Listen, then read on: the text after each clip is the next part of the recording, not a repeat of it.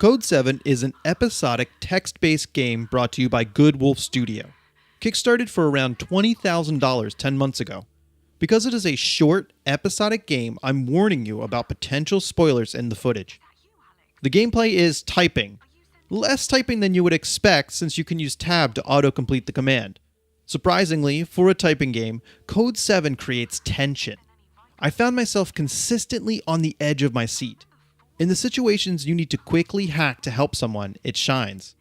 Code 7 has an ebb and flow between story and action sequences that creates a great feeling. It's this flow between a stressful situation to a calm one that makes games exciting. If a game is consistently tense, then it would be too stressful. Likewise, if a game is too chill all the time, the player becomes bored.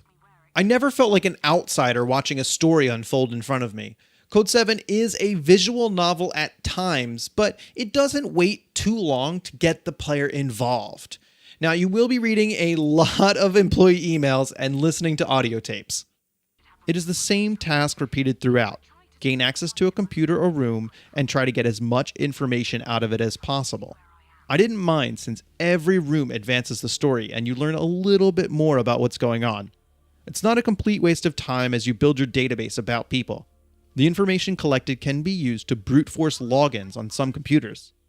Since Alex, who you play as, is all-seeing, you're required to do all the navigation. Using the map, you need to type coordinates to move Zoya. This leads to puzzles where you need to dodge security cameras or run away from enemies. At certain points, it's too slow. For example, when you need to learn the enemy's path and get through the room without being seen. Or when you run to the back of a building and now you just want to leave. You'll need to input 4 to 5 coordinates just to exit. Even if you know the coordinate to leave, you have to type them all in order. It was my own fault for backtracking, but it could be improved.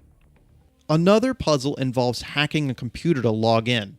If the computer is on the network, you can take control of the nodes, like the map coordinates. Then drop a packet without the security system noticing.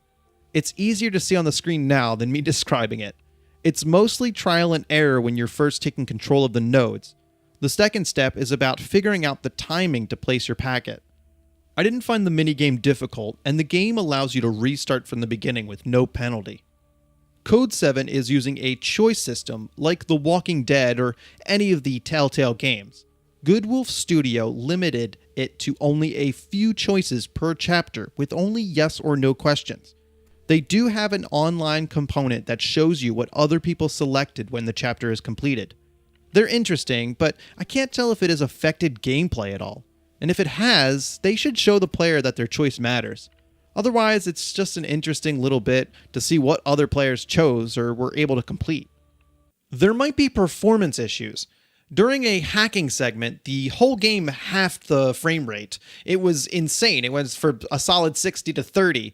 And even below that, just from this one hacking segment, I thought it was related to the recording software. Closed that, restarted the game, same issue. I was so confused because the game isn't beautiful. I mean, it's pretty and I like looking at it, but it's not an amazing hardware-intensive game. So I was super confused why this was happening.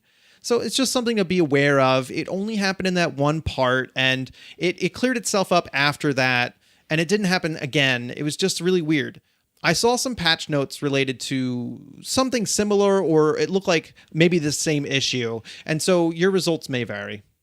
There's not much to say about Code 7's graphics. It's all very functional. The text log above displays everything that is said, and below that are the possible commands. If you like using a Unix terminal, then you'll probably enjoy this. The font is very clear, and they used icons next to the listings to make it clearer. The image of the person that's talking is static. I appreciate them trying to create a visual connection, but it's dull. If I could improve anything in Code 7, it would be the portraits. Full-on camera acting would have been expensive, but highly engaging. Something like the portraits from StarCraft 2. Even a switch to a shocked or happy face would have been better. Without the image, I think the interface would have been barren, but a more animated photo would have been better. I'm extremely resistant to eye fatigue, but this game is brutal. There's a screen flicker. It just keeps flashing in the background like a word, and it just puts so much strain on your eyes. They get just super sleepy. I was dying at the end of a play session. I just don't understand what the point of the flicker is. Like, why would you even have something like that in the game? Is it supposed to signify something? Like, what the heck? What the heck?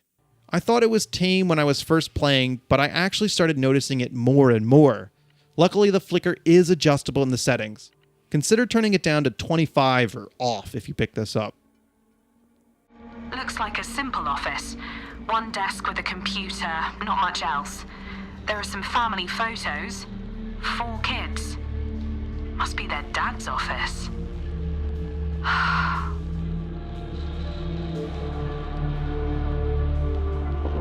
A regular computer. 99% of the time, the voice acting is quality work, but Code 7 has a few lines that I might suggest be re-recorded, but overall it's good. I noticed that some people were playing more than one character, but they're background characters. It meets their claim that the game is 100% voice acted. If a voice acted type-a-long story game excites you, then Code 7 is for you. It's casual and not going to require 90 words per minute.